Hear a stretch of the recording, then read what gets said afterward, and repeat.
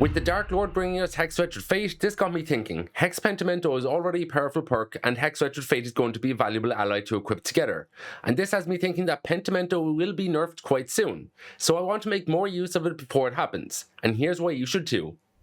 What is up, folk? It is Dean here, and today we're looking at Hex Pentimento. Now, if you've never heard of Hex Pentimento before, it applies a huge 30% penalty to all survivors for things like repairing generator speeds, healing speeds, your recovery speed when you're downed, and the opening speed of exit gates. It's mainly matched better with other Hex perks like Hex Plating, Rune, Devour Hope. So let's maybe explain a bit of how Pentimento works. For each dull totem or hex totem that is cleansed by the survivors, the killer can go and rekindle that totem. Totems from 1 to 5, the total number of totems on a map. So for one totem that is rekindled by the killer that is active at a time, it will apply a 30% penalty to repairing generator speeds. For 2 rekindled totems at a time, it's going to apply a 30% penalty to healing speeds for the survivors. For 3 rekindled totems at a time, it's going to apply that 30% penalty again to the recovery speed of survivors when they're downed. For 4 rekindled totems, all at the same time rekindled, it's going to slow down the exit gate opening speeds by 30% again. And if you somehow get 5 rekindled totems all at the same time, it will block off all of the totems in the map from being cleansed by the survivors. Even though it is very, very difficult and maybe not the best use to get all totems rekindled at the same time to block them off, it's a nice quirky feature to it. So let's move on to some of the advantages and disadvantages to Hex Pentimento. The first advantage is that only 1 rekindled totem puts a big penalty on gen progression.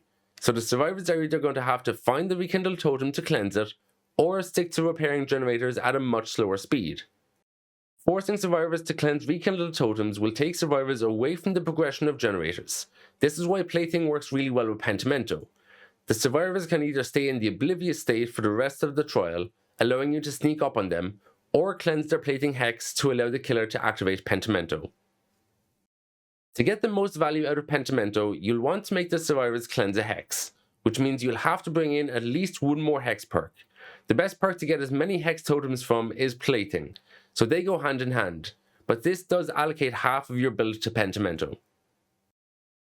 The idea of getting all 5 rekindled totems blocked by the entity at an early or middle stage of the game is just unrealistic in most matches, so full Pentimento value will rarely be seen.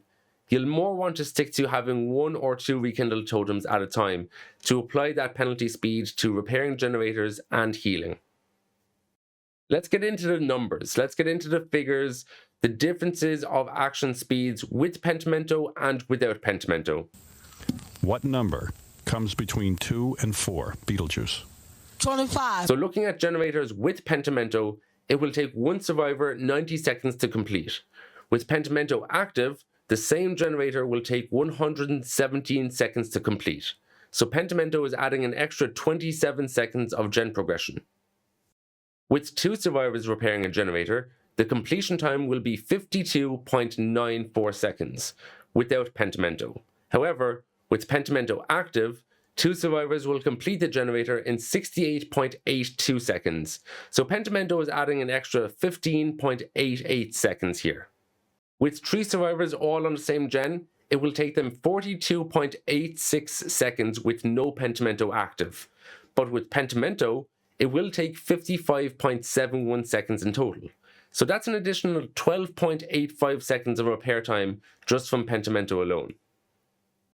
We won't even take into account 4 survivors on a generator because, let's just face it, that's a waste of time on the survivor side. Moving into healing speeds, if we're talking about altruistic healing, it takes 16 seconds by default, so this is when 1 survivor is healing you. With Pentimento active, this adds an extra 4.8 seconds, making healing last a total of 20.8 seconds, rather than the default 16 seconds. If 2 survivors are healing you, by default with no Pentimento, this action will last 8 seconds. With Pentimento active, which is 2 rekindled totems, This will add an extra 2.4 seconds of healing speed, making the total duration of 10.4 seconds with Pentimento active. Moving on to recovery speed, which is when the killer will have 3 rekindled totems active at a time. By default, with no Pentimento, this action will take 30.4 seconds for the survivor to reach 95% recovery. Pentimento will add 9.12 seconds, which totals to 39.52 seconds of recovery time with Pentimento active. Although recovery speed isn't that important with Pentimento in my opinion, unless all 3 rekindled totems are still active at the endgame and there's still some pesky survivors still left to catch. 4 active rekindled totems will put a 30% penalty on the exit gate opening speeds. In most cases, you will not get full use throughout the match from Pentimento if your goal or build is to slow down the endgame or the gate opening speed. If totems are rekindled, even when there are only 2 gens left, then 1 or 2 of those totems will be cleansed before the exit gates are opened. But if your goal is to slow down the exit gate speed opening, the default time to open up exit gates is 20 seconds. Pentimento will add an extra 6 seconds, making it 26 seconds in total to open up the exit gates. So 4 rekindled totems in my opinion really is not worth it unless you run additional perks like Remember Me, which we'll discuss later. To block all 5 rekindled totems, you will have to wait until all 5 totems in the match are ready to be rekindled. But in my opinion, it's really not worth doing that. By that time, most if not all of the generators will be done, and you will have gotten little to no effect from Pentimento throughout the trial. If you're planning on running Pentimento, the best perks to have in your arsenal are perks that will make the survivors cleanse all 5 totems throughout the trial. So in that case, Hex Plating is going to be a definite must in all of these 4 builds alongside Pentimento. Plating is the one perk in Dead by Daylight that will generate the most Hex totems from one single perk. The Oblivious effect will entice most survivors to cleanse their Hex as soon as possible. So for build 1, I'm going to make use of Hex Wretched Fate and Ruin. With Wretched Fate, it will put in a 33% penalty to repairing generators on the Obsession. This means you can avoid the Obsession and chase the other survivors instead until a survivor cleanses Wretched Fate. The 4th perk will be Ruin. If you apply enough pressure on the generators, survivors will be enticed to find Ruin and cleanse it. And at those stages, you can activate Pentimento to give you 1 or 2 rekindled totems. For build 2, perks 3 and 4 will be Hex Third Seal and Hex Blood Favor.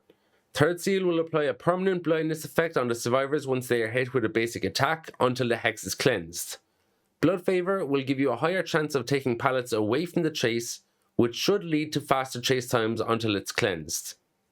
And at that stage, if they're both cleansed, you can decide to activate Pentimento and rekindle those totems.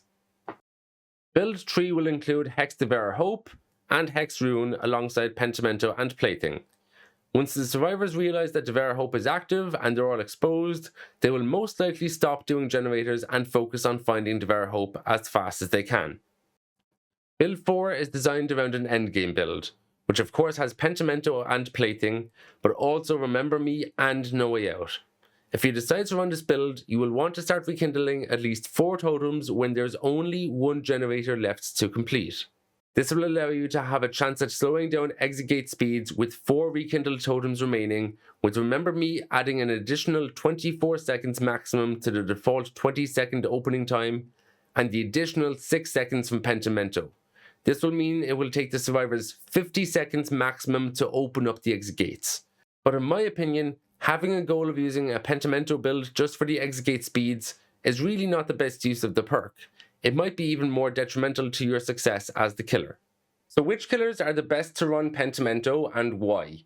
Well, you're going to want a killer that has good mobility, can down survivors fast enough in a chase. So somebody like Trapper, the Dark Lord, the Lich may not be the best options because their mobility is somewhat limited around the map. Killers like Artist, Oni, Blight, Singularity as well could be very, very good to run Pentimento with. The only thing about Oni is you're going to have to make sure that you injure as much survivors as possible early on in the game for you to keep your power going throughout the game. In terms of Singularity, the downside is, yes, you can place biopods near your rekindled totems for Pentimento, but survivors can come along and just EMP those biopods, so your ability to teleport back to that rekindled totem that's being cleansed by the survivor may not be viable in many cases. Somebody like Legion would also be very good in terms of if you want to add in maybe Thanatophobia to maybe slow down the healing speeds even more. So that's an option. Billy as well is also very, very good in terms of having great mobility around the map. And Hag, I suppose, you know, with her traps can be quite powerful.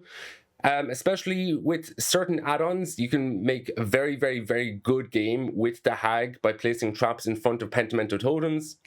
So killers like that, where you can easily get back to Pentimento totems, have fast ability to down survivors, they're normally quite a good choice overall. Now, in terms of like how do you want to play your game with Pentimento, I personally would not just immediately rekindle a totem as soon as it's cleansed by a survivor. I would wait until there's at least two hex totems that are cleansed by a survivor until I start to rekindle totems. I, for my playstyles, want to wait until there's at least two rekindled totems at a time so I can affect generator repair speeds and the healing speeds as well by 30%. If you end up rekindling too many totems at a time, then you may be missing out on, well, the two main parts of Pentimento, which is, in my opinion, generator repair speeds and healing speeds. To get 3 rekindled totems and 4 rekindled totems for both recovery down speed and the exit gate opening speed is not massively viable. It's not really the best way to run Pentimento. So your best bet, try and keep 1 or 2 rekindled totems active at a time. The survivors will go back and cleanse them. And especially with plating, the best thing with plating is they can either choose to cleanse their plating hex, allowing you to activate Pentimento, rekindle that totem, or they can go around, some Swifts might go around in a voice chat, they might be able to tell each other where the killer is, but they will suffer from the Oblivious status effect if they avoid cleansing their plating hex. So those are things to keep in mind. Always try and keep 1 or 2 totems rekindled as long as you can. Don't rekindle everything all at once, in my opinion. It's not worth it. Try and keep Pentimento active for as long as possible throughout the match. So that's about it. I hope you've learned some things from this video at least. Pentimento I do feel is going to be nerfed at some stage soon, especially with Hex Wretched Fate coming in. So maybe make use of it before that happens. I know Pentimento has been in the game for like, what, 3 years now since the artist came in? But I am feeling that there's a nerf for Pentimento on the way. So maybe make use of it now, especially that Hex Wretched Fate is out. That could be very, very good with your build on top of Rune and Plating. Okay, until next time, peace out, Girl Scout. Laters on the laters.